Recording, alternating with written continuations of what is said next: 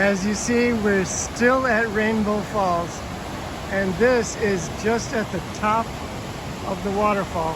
Up there you can see, there must be another waterfall because there's lots of mist just over the water. It makes a big cloud right on the water.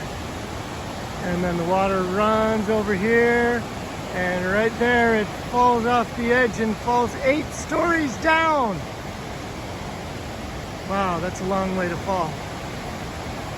So this, in the rain, when it rains here, looks like the water maybe comes up this high, because it looks like all the plants are pushed over. So this is, if you know, in a rainy day, this might not be a safe place to stand. But we have another chapter. Let me just grab a seat here. All right, we read chapter 14, and so now we're on 15. 15.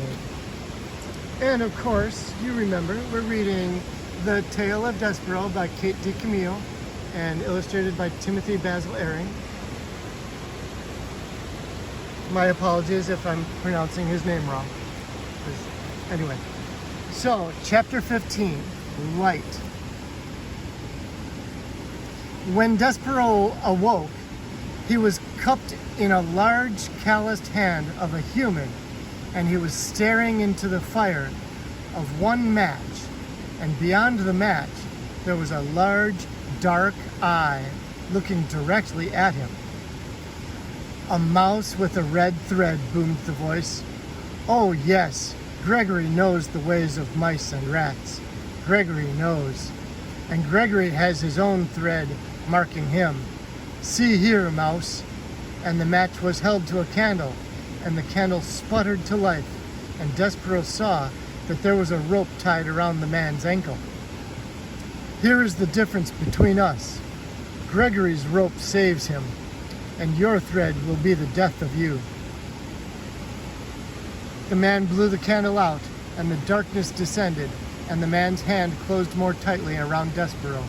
And Despero felt his beleaguered heart start up a crazy rhythm of fear. Who are you? He whispered. The answer to that question, mouse, is Gregory. You are talking to Gregory the jailer, who has been buried here, keeping watch over this dungeon for decades, for centuries, for eons, for eternities. You are talking to Gregory the jailer, who, in the richest of ironies, is nothing but a prisoner here himself. Oh, said Despero. May I get down, Gregory? The mouse wants to know if Gregory the jailer will let him go. Listen to Gregory, mouse. You do not want to be let go. Here, in this dungeon, you are in the treacherous dark heart of the world. And if Gregory was to release you, the twistings and turnings and dead ends and false doorways of this place would swallow you for all eternity. Only Gregory and the rats can find their way through this maze. The rats because they know, because the way of it mirrors their own dark hearts. Whoops. Oh no, I closed the page. Come back. I lost my place. Hold on. Okay.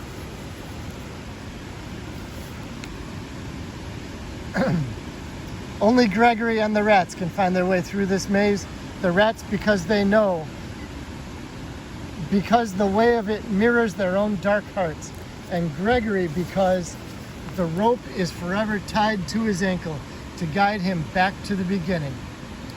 Gregory would let you go, but you would only beg him to take you up again.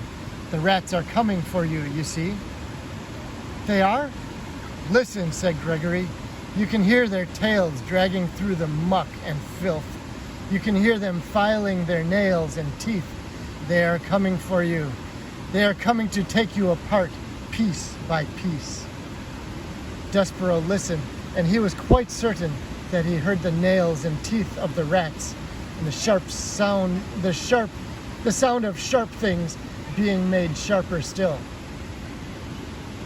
They will strip all the fur from your flesh and all the flesh from your bones. And when they are done with you, there will be nothing left except red thread. Red thread and bones. Gregory has seen it many times. The tragic end of a mouse. But I need to live, said Despero. I can't die. You cannot die. Ah, that is lovely. He says he cannot die. Gregory closed his hand more tightly around Despero. And why would that be, Mouse? Why is it that you cannot die? Because I'm in love. I love somebody, and it's my duty to serve her. Love, said Gregory. Love. Hark you. I will show you the twisted results of love. Another match was struck. The candle was lit again, and Gregory held it up so that its flame illuminated a massive, towering, teetering pile of spoons and kettles and soup bowls. Look on that, Mouse, said Gregory. That is a monument to the foolishness of love. What is it? Asked Despero.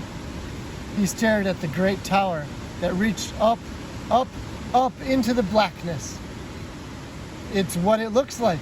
Spoons, bowls, kettles. All of them gathered here as hard evidence of the pain of loving a living thing. The king loved the queen, and the queen died. This monstrosity, this junk of heap, is the result of love. I don't understand, said Despero. And you will not understand until you lose what you love. But enough about love, said Gregory. He blew out the candle. We will talk instead about your life and how Gregory will save it if you so desire. Why would you save me? Despero asked. Have you saved any of the other mice?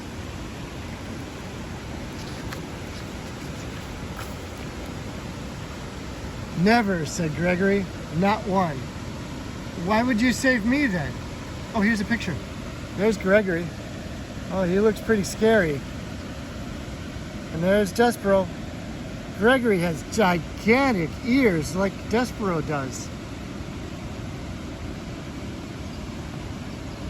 The words at the bottom, it says, go on, Mouse, tell Gregory. No. It says, go on, Mouse, said Gregory. Tell Gregory a story.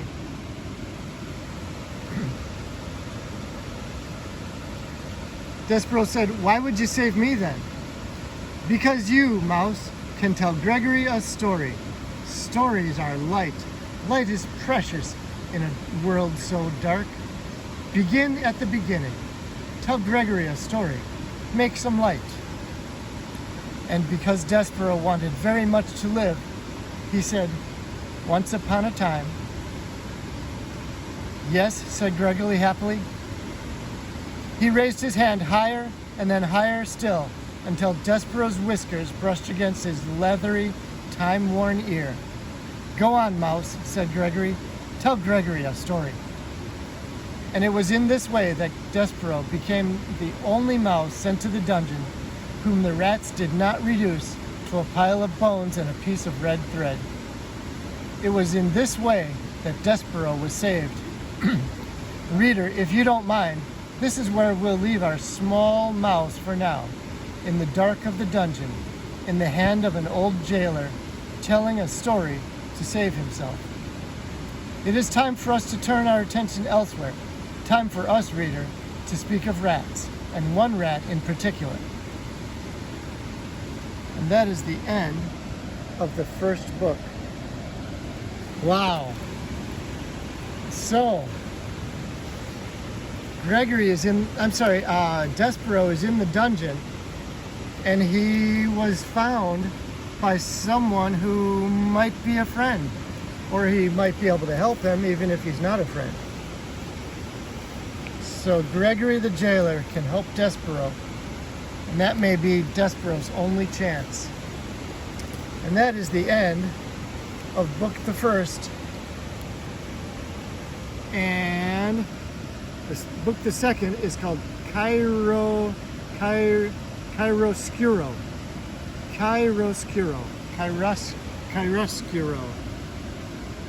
Chiaroscuro. I'm gonna say it that way. Chiaroscuro. So I'm pretty sure that that's not a name that I heard very many times before, and so I don't have anyone to teach me how to say it. So I have to figure it out myself, just a way that sounds right.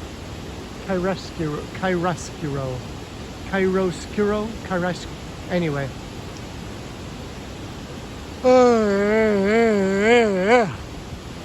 Wow, that's a good way to end book the first. So Despero's in the dungeon. Poor Despero. And that little guy, he just never has a chance. All he was doing, well, he read the book and he met the P and he listened to the music and he fell in love and he's just as happy as he could be, and then he got thrown in the dungeon. Well, that kind of sucks, doesn't it? I guess sometimes that's just kind of how it goes. I guess it wouldn't be a very good story if nothing bad ever happened. So I'm glad it's happening to Despero and instead of us. Hey, I just found way up there on the hill, there's a little pavilion up there. Isn't that cool? Huh. Wonder where that is. How do you get there? Well, I'm gonna go. It's starting to rain here. It's starting to get, I'm getting a little wet. So this is the time for me to say goodbye. I love you. Sleep well. Say hi to your mom. I hope you're in bed with Cooper and maybe he's purring and keeping you warm. And tomorrow is another fun day. Bye-bye.